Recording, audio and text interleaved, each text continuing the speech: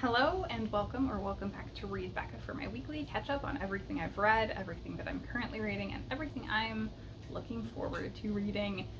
This is my weekly ramble, and we are back with vengeance finally. Finished the BookTube Prize reading for the semifinals round, so most of these books I don't want to talk about yet, because two of them I have a vlog coming out for BookTube Prize, and the other I want to make a single book review, but there's one book that I really want to talk about. So let's blaze through the books I'm going to just briefly mention, and then we'll get to the one I want to talk about. So first, BookTube Prize book is Eating to Extinction by Dan Saladino. This is a book separated into parts by foods, so starting with things like wild and forage foods, agriculturally grown foods, meats, animal products, dairy, that sort of thing. So each section takes us through specific foods, and we learn how humanity has gotten away from kind of heritage foods and homogenized toward certain types of foods and focused on qualities that we find valuable while potentially losing out on some things. And that has put us at risk environmentally as well as in terms of our food sources because of that homogenous food cycle. So that's about all I can say about the book. My vlog will be coming up this week, as I said, once we finish the BookTube Prize. The second one for BookTube Prize that I finished this week is The Facemaker on audio. Interestingly, this is a biography / military and medical history, and it's about the innovator of plastic surgery during World War I for disfigured soldiers, Harold Gillies.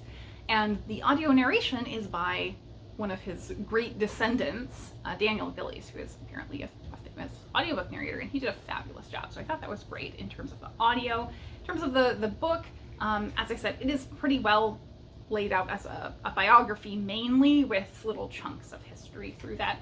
So there is a lot to take away from a historical perspective, and it is just talking us through the horrors of war for these people who were horribly disfigured by it, and the process that Gillies went through in order to develop these techniques to sort of come up with plastic surgery for the first time.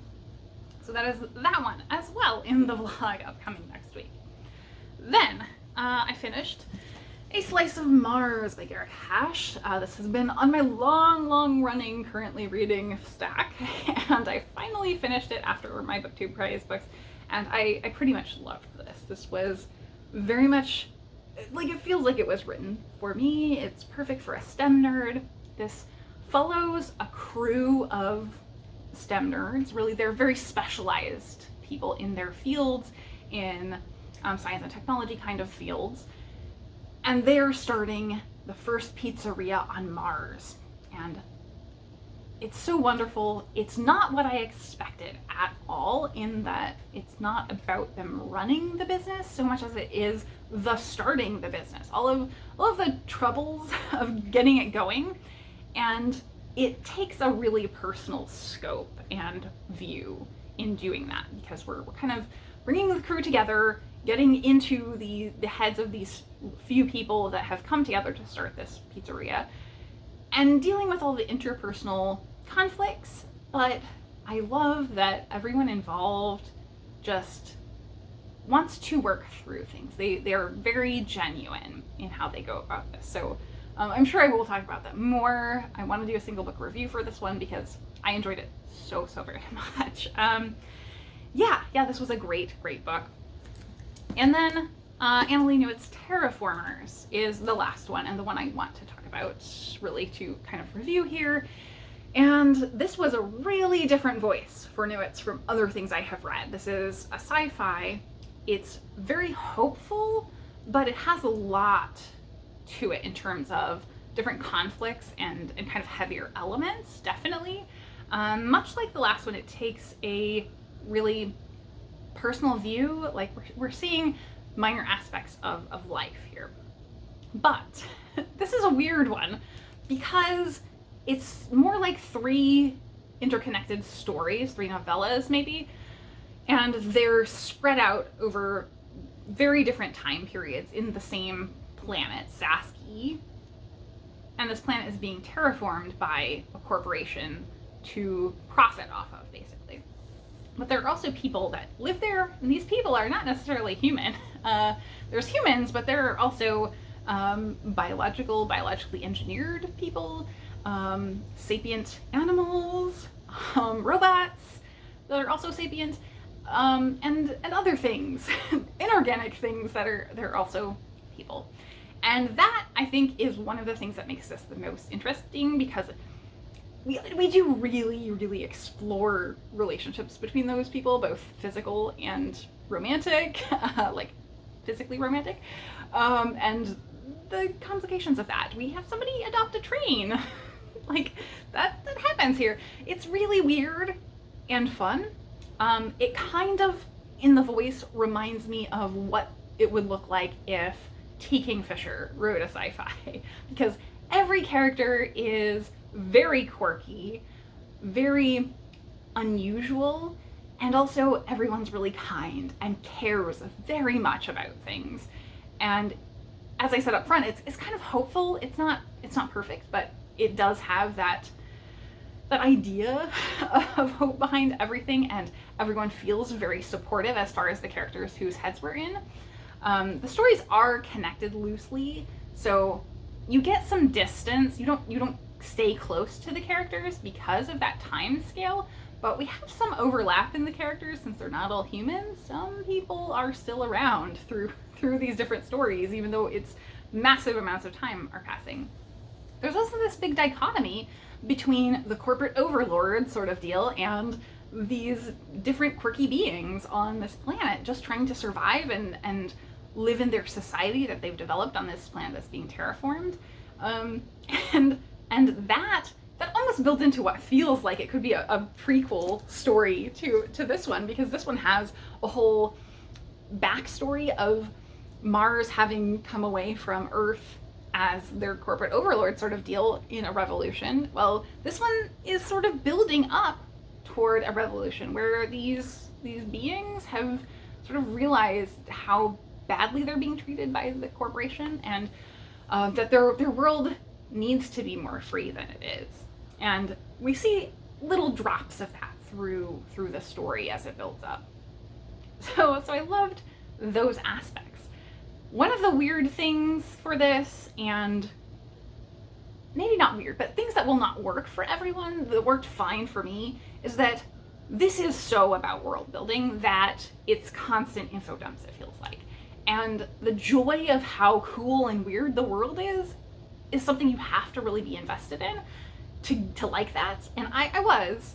And so I think that worked for me, but for other people, like just hearing a lot of like litany of information about what happened in the past to lead us to where we are and how X, Y, and Z thing work is not going to work for everyone.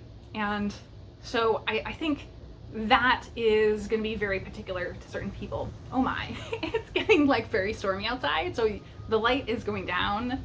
So I will warn you that we may have to go to the basement shortly. Anyway, so this one, interestingly, again, I keep comparing these because they were both sort of hopeful sci-fi on these really strange distant planets in far futures. With A Slice of Mars, it also was very much about world building, but it's done from a completely personal level, where you are hearing, as the slice of Mars, as we're hearing slice of life. You're learning about things based on how people go about their day, and that's used to teach you about, or to show you exactly what's different about this world, is how differently the people move through their world. So I loved that one for sure, and Terraformers I think was a very, very good, and I liked it very much, but it wasn't a new favorite. I think it being separated into 3 novellas maybe detracted from it a little bit for me, because I really would have liked to get attached to these characters a little more than I did. I also did listen to Terraformers on audio. I read and listened, and interestingly, it's a really weird audiobook, because in the print it mentions like robots and stuff playing noises at times, and those are actually in the audiobook. So there's a lot of sounds and music clips and things like that through the audiobook, so it's very animated and a little over the top. But I can totally see Newitz in that voice, but a more like personal and casual sort of side. My light is continuing to wane, so we'll get through this quickly if we can. My ongoing current reads that have been going forever, it feels like, Byzantium and Thomas Hardy, we're down to a very manageable pile of that stuff remaining. So I did make progress on both of these this week after finishing my Book 2 prize books, so that is good. And these will be the priority to really finish before I move on to adding more things. But I did add one more thing because of a buddy read that I had planned, and that is The Grey Bastards by Jonathan French. I am audiobooking though, along with reading this. So this is the self-published version and the audio is the traditionally published version. So I'm seeing a lot of word changes, but like everything in here is in the traditionally published as well, it seems, in terms of the story content. So ongoing with that as well. So that's a really manageable current read pile. However, Book 2 prize will be announced on the 1st of August for the next round. I am in. I don't know what group I will be in terms of fiction or nonfiction. I'm in for both, but it has already been stated that the nonfiction group has less people signed up. So I'm kind of hoping I will go in that group actually, because I will have already read 3, possibly 4 of the books. So that would be a much easier reading experience for this last round. But if I'm in fiction as well, I have read 2 of the books from one group, and I think at least one will probably go forward based on general Book 2 sentiments about it. So I think I'm well placed for the next round is what I'm saying. But I am really excited about it. And as I mentioned, you will see my vlog. That's going to be really interesting because last year for Book 2 prize, it was the first time like participating for me and was one of the big bumps in subscribers that I have gotten. And it's also been one of the only sources of negative comments on the reviews I did. So I did single book reviews and I did a ranking from Book 2 prize last year, and it was a great experience. So I'm not complaining about that at all, but it does mean like random people stumble on your channel for reasons, and they're not always the nicest. It's, I think, the only time I've ever gotten like personal comments about myself rather than the books. So putting a vlog out there, and I have edited, I think, 2 hours of finished vlog for this. That's a lot to put out there. So I'm just going to preface this with that fact that I certainly will be fine regardless, but I am wary of any negativity about it because it is going to be a very boring vlog, I think. But it will have a lot about the books. And that kind of blew me away about doing a vlog. I'm not very experienced with vlogging. I just recently started really editing videos, and so vlogging is kind of a big piece of work.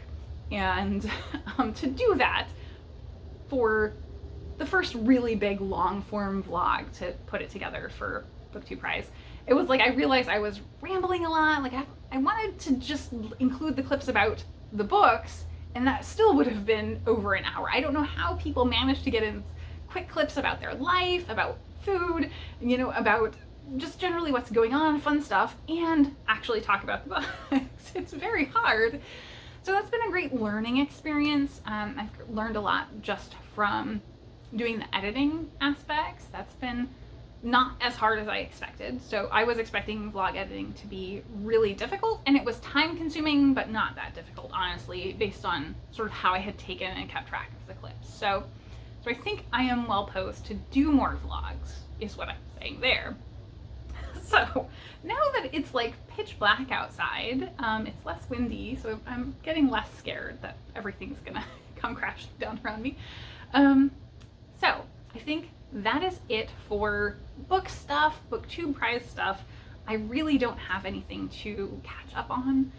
Life-wise has been crazy. The foster kittens have left. I've been watching a lot of Taskmaster rather than actual shows, and Taskmaster is wonderful for distraction. It's available on YouTube. You can just watch lots of episodes or clips or whatever on there, and it's a hilarious show where British comedians go on and they are assigned tasks, and each kind of do them very different ways, in ways that are really funny. Some of the tasks are serious, some of the tasks are really goofy, but the comedians always find ways to make it kind of goofy. And so it's hilarious to watch. It's very distracting. So that's been the main thing I've been watching this week, I think. And it's been a great distraction from stress. Everything has been stressful. Everything has been hot here, as I'm sure it has been for most people in the Western Hemisphere. So I think that's it for me this week. I hope you all are doing very well, and Rue is shaking the camera, so that means it's time to go. Thanks so much for watching. Every time, kittens always go for the bookshelf. What are you doing, Brandon?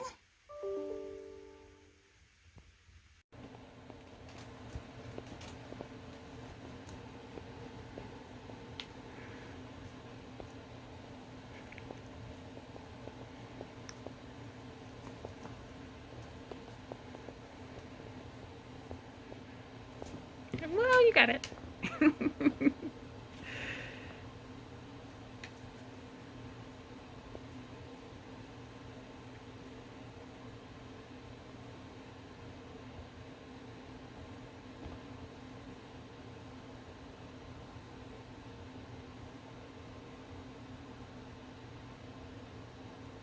I guess mesmerized?